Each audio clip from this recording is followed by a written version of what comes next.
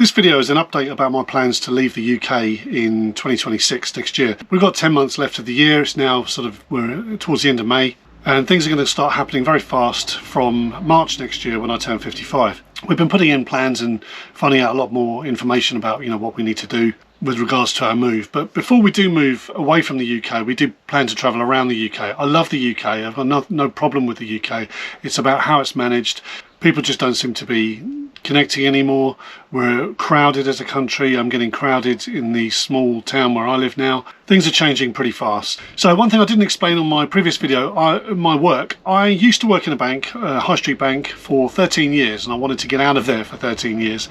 Now, eventually I got out of there and went self-employed for a while. For the last 6 years, I've been working as a delivery driver in various capacities, but now I am a food delivery driver, just because it's really easy to do. It's a no-brainer. I don't have to think about it. I can switch off when I get home. It is a little bit stressful because the income goes up and down, but I've been using a car in the meantime, and the petrol prices, I don't know if you remember, but about a month ago or so, all the news was reporting that the fuel prices, for whatever reason, are going to be absolutely dramatically dropping. I just haven't seen it. They were close to, I think it was about 139 a litre, or 137 I think it was a litre in my town for petrol, unleaded. And it went down by 2p, and then it went down by another 2p, so it's now 133. And they were saying, oh, the prices are going to go down to lower than they were in 2021. And we've just not seen it happen. There's all this promise of fuel prices going down. Haven't seen it, just not seen it. So someone's ripping us off somewhere. So the upshot is I bought an e-bike. I sold my car, cancelled the insurance, although Tesco Insurance wanted 50 quid to cancel even though I've sold my vehicle. So they can join the queue. And I've now got an e-bike. I bought a Hitway BK6, which is a very nice little bike, little electric assist bike. I've only used it for a couple of days, so I don't know how it's going to work out long term. I managed about 32 miles on it yesterday. But the great thing is any money that I earn is all mine. There's no fuel costs whatsoever. Obviously the bike has to eventually pay for itself, but I think it will do. I was paying upward of up to about £300 a month in fuel, in petrol, just to earn a living. So it's going to save me quite a lot of money, I think, at the long term, as long as it lasts out. Now, almost on a daily basis, I trying to think about other options that we could do, rather than leaving the country, or how else could we stay in the UK, downsize. And there's been a lot of comments, and thank you for your comments, on the previous couple of videos where, you've come up with some suggestions and everything else, like renting our property out. Our property needs a rewire, and I just can't afford to have that done. I don't want to spend out on my pension next year with my 25% cash lump sum. I don't want to be forking out a big amount on doing that. The roof probably needs doing. That hasn't been done since we've moved in, whereas a lot of other properties around ours have done. So we'll probably get a lower price for it, but I just don't want to be spending out loads of money on the house. I just want to get shot of the house. I don't want to rent it out because eventually the mortgage has to be repaid, and we're not going to be able to earn enough renting it to repay the mortgage, if you know what I mean. The other option I thought about was paying off the mortgage with my pension over the years. So we haven't got to pay the mortgage off for about 8 years. Obviously it's an interest only mortgage. We'd always intended to sell the house. When we took out the mortgage, we knew there was not a repayment mortgage, it was interest only, and we knew that when we took it on that we were probably going to eventually sell the house. That was our plan, but we thought at the time that the equity would be so good, and we might have made some inroads into the mortgage, and we may have been able to downsize, but that's just not going to be possible. The only way that would be possible probably is if we muddled on now with all the bills as they are for another 7 years or so, and gradually draw down my pension and keep it in the bank, sell the property, and then with the funds together then buy a smaller house. But the trouble is, by then, 8 years time, property prices will have gone up. Yes, we'll get more for our property, but we'll probably have more work that we needed to do on it, and so will the price really increase that much? I don't know. I don't want to take that risk, and I don't want to take that gamble. Whether it is a gamble or not, I don't know. It's hard to make the right decision, isn't it? But at the moment, the cost of living for us, with the mortgage payment and everything else, all the other bills that are associated with the house, is just unaffordable. My income is going down on a weekly basis almost, certainly on a monthly basis as a delivery driver. And that's because we have got floods of immigrant drivers coming in. I know they are because I talk to them, and some of them are illegal immigrants, some not, but they barely speak the language. But they're all getting accounts. What they do is they get a delivery account online, so they're not going through the usual background checks.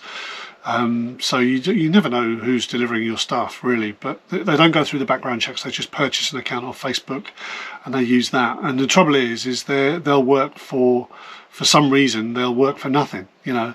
So they'll take on every single job. And the company that I'm with paying less and less as well. So probably because it knows it can get away with it now. And you know, and as I say, there's a limit to how many orders there are spread them out amongst all the drivers. And there used to only be a handful of us, and now we've been flooded with them. So the income's going down as well. Trouble is, if I take on a job, I'll only be paid minimum wage. Whereas, you know, there are some days, don't get me wrong, as a delivery driver that I earn really decent money if you work it out on an hourly basis. You know, even up to like 40 quid an hour. But they are very few and far between now. Now it's kind of just above. It is above minimum wage, so it's above what I would normally be paid. So yeah, I just need to hold on for, you know, like 10 months really, just until I can access my pension, and then we can take a breather and then get things really rolling. Yeah, I mentioned risk earlier. The risk of trying to retire on a quite a small pension. You know, there's some people that I know that don't have a pension at all, and it's too late to kind of get one, or they're on such a low income they can't afford to pay into one. You know, they're self-employed. There's other drivers that are with me who live near me, and you know, they haven't got pensions or anything like that. So what are they going to do come retirement? If they do get a state pension, great, but will it be enough to pay all the bills and everything else, especially with the cost of living going up? I really don't know. I'm not going to hang around to see. I can't just waste my life paying bills. This is why we want to take drastic action and drastically change our life and just get out of the system, get out of this cost of living crisis. Yeah, I mean, we'll still have to pay bills, we'll still have to pay, but the bills will be absolute minimum. We're not going to be paying out for fuel bills. You know, the gas that we buy will be used on a minimal basis. The electricity will be free. I'm going to make sure that the caravan is wired up completely for solar, so it'll be off grid, and we'll not use anything that needs mains, if you know what I mean. So we'll make sure that we can be completely self-sufficient in that regard for electricity. And I'm just seeing more and more reports of this country just going downhill. More and more people are upping sticks and deciding to leave the UK. I looked at an article in the Telegraph which was quite recent, talking about civil war, and the writer in the Telegraph actually expects to see civil war in this country caused by immigration, cost of living, and other things. You know, the divide between the rich and the poor, and a lot of that was based on an interview by a guy called David Betts, which I haven't seen the interview, so I'm not entirely sure of the content, but I am seeing a lot of articles on this, and I know that they're talking about the same problems happening, you know, all over the place.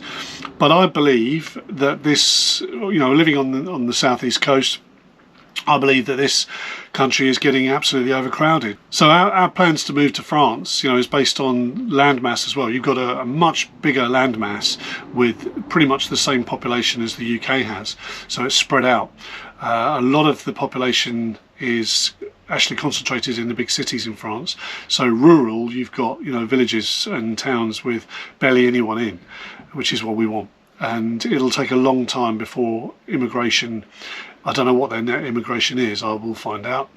But if their net immigration is, if their net migration is a large amount of immigration, it's still going to take a long time before they get as crowded as this country. So yeah, that's the plan. Hopefully I will have more to report on how much this e-bike is saving me. I'm going to be doing a regular slot for market updates and how I've been investing my SIP to try and gain back what I lost when all the markets went down after the Trump tariffs were introduced. And they did also dip a little bit last week because of the threat of 50% tariff on Europe, which he's now put on pause, and the markets I can see are sort of picking up again. So hopefully I'll see a better week in this coming week, but I'll do an update probably in the next day or so of how my investments went last week. In the meantime, life goes on, onwards and upwards and all that. I will update you again in a few days' time, and thanks very much for watching. I'll see you soon.